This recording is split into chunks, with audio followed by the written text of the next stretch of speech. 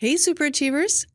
This episode is part of a very special series I have curated for you. Your level of emotional intelligence is one of the most significant contributors to your success in life, however you choose to define success for you. In my emotional intelligence workshops, I use the EQI 2.0 model to help professionals and leaders assess how they are doing in self-perception, self-expression, interpersonal relationships, decision-making, and stress management, the main areas of the model. The model contains 15 competencies grouped into each of the areas I just mentioned. You can learn more about the model at mhs.com. So what is so special about this series? Each episode is a deep dive into a competency from the model with an expert who provides you with strategies for improving your emotional intelligence. In this episode, Hile Rutledge discusses the successful use of emotions during the problem-solving process. Hile is president and principal consultant of OKA and is an experienced organizational development consultant, trainer, executive coach, author, and public speaker with a background in management, sales, adult education, and leadership development. Welcome, Hile. Thank you for joining us again. Hey, Chris, it's great to be back. I love this topic. I'm glad we're carving out some time to talk about it. Now, just in case some of the listeners didn't hear your first episode on self-actualization, before we get into problem solving, can you share a little bit about your background? Sure. My name is Hile Rutledge. I'm the president and principal consultant of OKA, Otto Krager Associates. We were founded in 1977.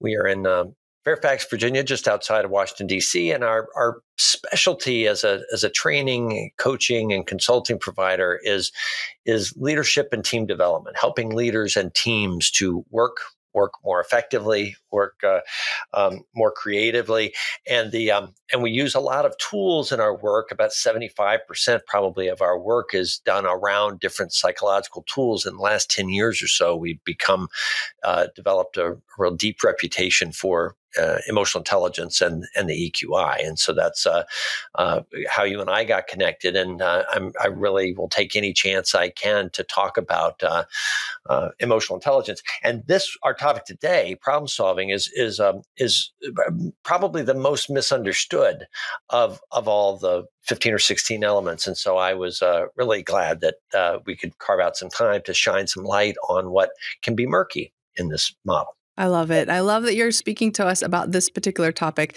because oftentimes in the classroom, I'll get, wait a minute, I'm an amazing problem solver. Why is my score lower?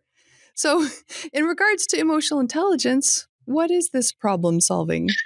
Well, and that is and it has an interesting history. This is trivia, but in an earlier version of the EQI, the original version, it really looked at problem solving just as just that. Are you a good problem solver? Are you analytical? And it was an interesting measure of analytical problem solving skills. It just had nothing to do with emotional intelligence. So it really was an apple in a bag full of oranges.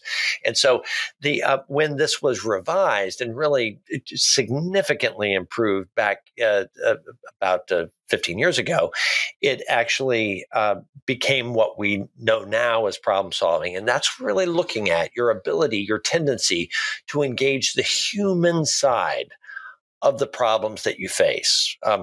And so the human side, the emotional side, the relational side of the problems that you're in. So here I've got this issue, I've got this news, I've got this problem with Chris. And when I tell you you're going to be upset about it, you're going to be angry, or you're going to be hurt, or you're going to be both, and you're going to then I'm going to be upset. And so all of that is likely true. They may well be true. And so problem solving is my ability to understand that and lean into the problem anyway, not because of it. So it's not that, oh no, I love conflict, or I love social and interpersonal disruption, or I'm even really good at dealing with it. That's not what problem solving is. Problem solving is being able, open, and knowing about leaning into that despite all the difficulty. So in essence, what we're talking about is about engaging human conflict. Because if you're low in problem solving, what that means is I obfuscate, I delay, I candy coat, I am going to procrastinate. Because you're going to so freak out when I tell you this, and I'm not quite sure how to put it, so I don't. And so it's some version of conflict avoidance on the low side of problem solving. And you can be the best engineer in the world with the greatest analysis skills, but still have no real capacity or willingness to deal with the human side of the problems that are around you. So that's problem solving. Yeah. Well, and what a great picture of the person who may be not using that skill very well. So how can we improve on that? Because I know in a lot of my classes, the top thing is conflict avoidance. So how can we work on this? Well, so what I see with when we talked about our last topic, self-actualization, a while back, what came up, it was hard for us to talk about, and by us is code for me, but it was without bringing in all these other elements into the conversation. Well, fortunately or unfortunately, the same thing's going to happen here, because I really see problem solving as, in many ways, it's kind of an advanced element, because if I'm going to engage problem solving, I'm really using most of, if not all, the other elements at the same time in a nice cocktail, in a nice balanced way. And so how do you do it is you use the other pieces of emotional intelligence. So for instance, part of, and I'm not going to go down the whole list, but that part of my having an approach to problem solving means that I need to be in touch with what I want. That there's something that I want out of this problem. I have a point of view. I want that, so I need to know what that is, and I need to be attached to that. In addition to, it's really helpful to have some process through conflict. How am I going to tell Chris this? What she's going to say? What am I going to say? What could be some tools or a process forward that we could engage? So I need some roadmap, or at least some potential paths to take. That's self-actualization. So I need to have self-actualization to actually help guide me through. There's a destination here. Now, emotional self-awareness is going to be key. And that is that part of this problem is going to be my being very aware of, I'm really anxious when I talk about that, and she's going to be upset when I'm fine with our being sad and emotional, but when she gets mad, when she starts when Chris starts getting that face, and then her ear gets red, and I'm in trouble, and or maybe it's something else. But what is it that I'm fine with this, but that's hard, or if she brings up this topic, I just sends me, like biting down on tinfoil. It's like, okay, now you've done it, and so what are those triggers? Because this is a minefield. Conflict is, or can be, a minefield of sorts. And so emotional self-awareness is what enables you to navigate that minefield and understand yourself within it. Likewise, and like I said, just to name a few more, but empathy is part of that. All that sensitivity that I just talked about in terms of myself and my knowing myself, I've got to have that same stuff with you, which means that when I say that, to notice that furrow in your brow, and how you've leaned forward or leaned back, and that you suddenly got really animated when you were talking about topic X in a way that you didn't before, and so there's a lot of energy around that. So what's going on with you, and I don't need to magically know. I just need to care about it. So it's like you're speaking differently about that. What is that about? Could you say more about that and what you feel about it? I mean, it's not like I need to magically sense where you are. Ask you, and then be quiet and listen to what you answer. And so there's a beautiful balance, and this will be the last one I pick, but just as another example of between interpersonal relationships and independence. Now, independence is what I want, what I believe, what I value, my perspective. And I need to be able to hold that and talk about it. That's independence and assertiveness. So hold it and say it. But at the same time, I need to make space for you. and this is a safe space for you to disagree. I really am interested in what's going on with you. That's empathy. But it's also, I care about you, and I care that you feel like you've been heard. And so that's interpersonal relationships and empathy. And those things, back to this kind of spider web idea where all of these independent elements are kind of holding each other in tension. Problem solving means that I am going to pluck those strands and hold them in tension. And so a few minutes ago, when you asked what should have been a simple question in terms of, so how do you work on problem solving? How do you get better at it? It's all of those things. It's like, okay, here's my toolkit that I open up, and here's a hammer, here's a screwdriver, and here's a pliers, and it's being able to use all of those. And when I'm working on with John and on his problem solving, it may well be assertiveness that he needs, that he just has trouble holding his own and speaking up and making his voice heard and making his voice clear. He's plenty sensitive. It's the assertiveness that he needs for problem solving. Whereas when I'm working with Keisha, it turns out she's fine with assertiveness and having her voice. Maybe what she needs to work on maybe is care and hearing the other person, making the other person feel heard. It's more the empathy piece of that. And so we all might have the same toolkit, but we don't have the same relationship with those tools. How do you get better at problem solving? It's all of those tools. That's what makes this a more advanced element, a more complex element than the other 14, I think. Nice. And I love it. And it's also part of, well, I love the individual element, right? The self-awareness and being able to, one, manage if you're a little too assertive, or, be more assertive if you need to. And then the knowledge of other, essentially, of, where are they at? What are they feeling? And just asking. So we're not making a lot of assumptions in our head if we notice something. So I love the balance, the intricacy there. And that's true, I think, with any of these emotional intelligence elements that I think that comes in and that becomes an important piece of it. Asterisk, and I think it's more important on this one than the others, just because this I can't access this without all the others. That this requires balance of the other tools, and so development means, well, we got to make sure our assertiveness is developed. We have to make sure our self-actualization is developed. That our flexibility, all of those things need to be on and actively in tension. And I mean tension in a good way. They're kind of holding each other in check for us to be able to sit in this space, because engaging conflict is one of the, in fact, I would argue, we go outside of emotional intelligence to say this, but I think, just as somebody who does a lot of leadership and team development, conflict is the most important workplace skill. Actually, yes. Not just workplace, but even in our homes and whole life. Yeah. But one of the most important skills that we need that we tend not to have.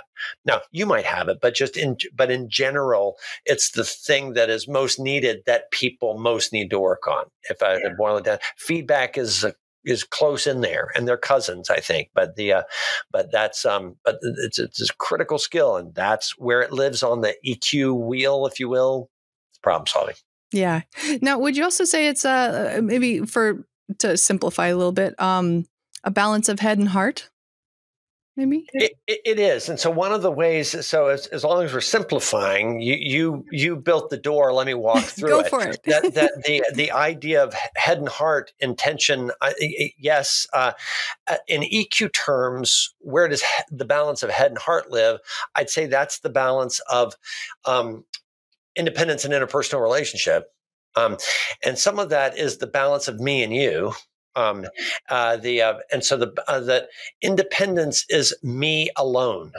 Interpersonal relationship is me with you. And so that head and heart, that the Myers, that's where I was going. Thinking, feeling, doesn't need to overlap with the Myers-Briggs. The Myers-Briggs is a cognitive model, and this is a behavioral model, but it just so happens that Myers-Briggs and the behaviors we attach to different Myers-Briggs types are also found in these behaviors. And so that the tension between T and F, thinking, feeling, when I'm talking about problem solving in life, is there's an objective versus subjective, just as there's an expressive versus containment, and in the energy, and all those things need to be wrapped here. And so it's interpersonal relationship and independence, but that's the same. That assertiveness and emotional expression are about expressivity, and impulse control is about locking that down and holding back. That needs to be activated here. The first 6 elements in the in the EQI, but self-regard, self-actualization, emotional self-awareness, and then emotional expression, assertiveness, and independence. Those first 6 have to do with me. And then the next 3, interpersonal relationships, empathy, and social responsibility, has to do with you. And so it's me versus you. So it's head and heart. It's me versus you. It's alone versus with. It's containment versus expression. That's a lot of stuff I just said, but all of those are, if you look at the emotional intelligence wheel, all of those things are represented there. And so problem solving is when you pull all of it together and make it work for you as your companion during conflict. I love it. All right. So now what about if we're overusing this strength?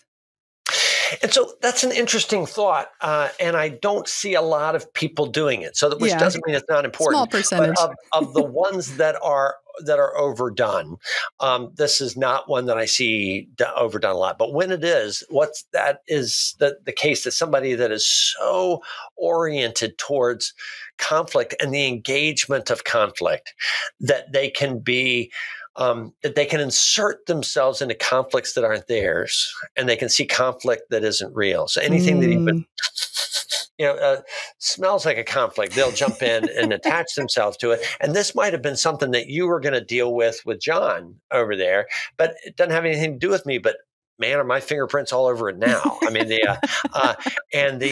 and so when you are over engaged in problem solving, that's what that is. Sometimes, not often, but sometimes the best thing to do in a conflict that arises in your life is avoid it. And people who are hyper vigilant on that are over attached to problem solving, avoidance is not even an option. It's not even anything. And so so at times, knowing that this isn't for me, this isn't my fight, time itself is going to solve this. And so those are the dangers of too much problem solving. But that wasn't your question. Your question is, so how do you deal with that?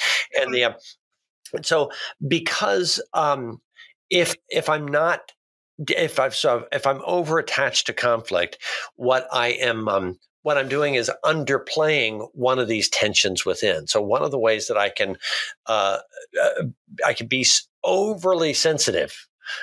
So my hyper conflict awareness is that I'm really being overly empathic, and so I'm living so much in your experience that I'm where you're going to think this and you're going to think this, and that's it. And so part of that might be that one of the things that could help me is to have a little more self-regard, have a little more independence, and realize that this isn't my problem. I'm really sorry for Chris that she's dealing with this, but this is not my problem. And in fact, there's a selfishness to my jumping in and assuming that it would be or should be. And so one of the ways of overdoing it, look for an imbalance in there. And what's the thing that's not pulling its weight? And that's what I need more of. And sometimes it's that I jump in and I just try to control a bit too much. My voice is too loud. I'm a bit of a bully. That's not my intent, but that's how it's coming across. And I'm going to manage the situation. And so that's just the opposite of that. A little more openness, a little more sensitivity, a little more care, a little more curiosity would really benefit. And so if things are overdone, I think that's an indication that there's an imbalance there. And it's it's never about turning down the one that's too strong. It's about turning up the one that's not pulling its weight. That's how to fix those imbalances. I love it. Oh, thank you. So before we get to your final piece of advice on this topic, tell us a little bit about OKA. That OKA is a firm that does a lot of work with intact work teams and with leadership around team development, about how to make your group or your system more effective, more cohesive. And so a lot of that work over the years has been around conflict. And we actually have a number of different approaches to conflict. And nearly every tool, we have a dozen or so active tools and frameworks that we use. And while emotional intelligence is our most commonly known one and most popular one these days, we've got lots of them. And so there are lots of different ways of getting into conflict. And that's, and it never sounds fun. Hey, come, let's do some conflict work. Had said no one ever. And so, but that you have different models, different tools, different ways to ease into the pool. And as opposed to just getting thrown in the deep end, I think is important. And so if conflict is something that interests you, or that whether it interests you or not, whether you know that your team or group might need it, come check us out. I would love to talk with you about some different things that might help empower you and your colleagues in dealing with conflict. Excellent. And we will put the web address in their episode description. So what is your final piece of advice on problem solving? That one of the things that when it comes down to problem solving, that I think the having understanding your own fear. We talked about the tension between self and other, between independence and an interpersonal relationship, and that's a big one. That people who are effective in conflict can manage me versus you and flow back, and so it's understanding both sides of that and dealing with that well. In fact, when you take a look at probably the foundational tool in conflict is Thomas and Kilmann, the TKI, the Thomas Kilmann conflict mode instrument, and the two in that X and Y axis tool, it's assertiveness and cooperativeness. Well, you can see directly how that relates to emotional intelligence, that it's about having your voice and using it while being sensitive to and curious about the voice of the other and the safety that the person has to come out and share that. And it's balancing that tension. It's not this or that, it's this while that. And so we said that before. And so learning how to manage that and work on that is important. So we're working conflict, but you're working the assertiveness end, and I'm working the cooperativeness end. And that's and so that's very important. But underpinning all of that, and one thing that a lot of people don't do, is that a real unsung hero, something that is not much done within emotional intelligence, not a lot of emphasis put on it, is emotional self-awareness.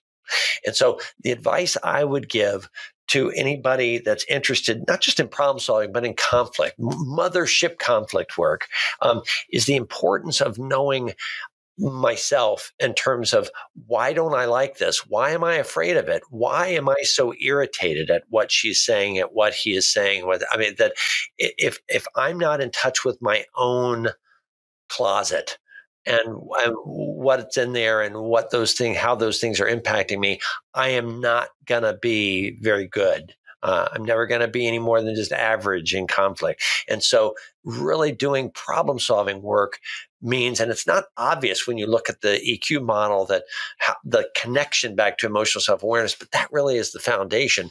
I need to keep my stuff cinched up in one sack.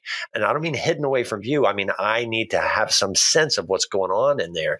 And and so good problem solving work requires a foundation of emotional self-awareness. I love it. Well, self-awareness is like the key to everything, I think. Yeah. I think so too. Oh, thank you so much for joining us today, Hile. You bet. Thank you. To learn more about Hile, visit his website at oka-online.com.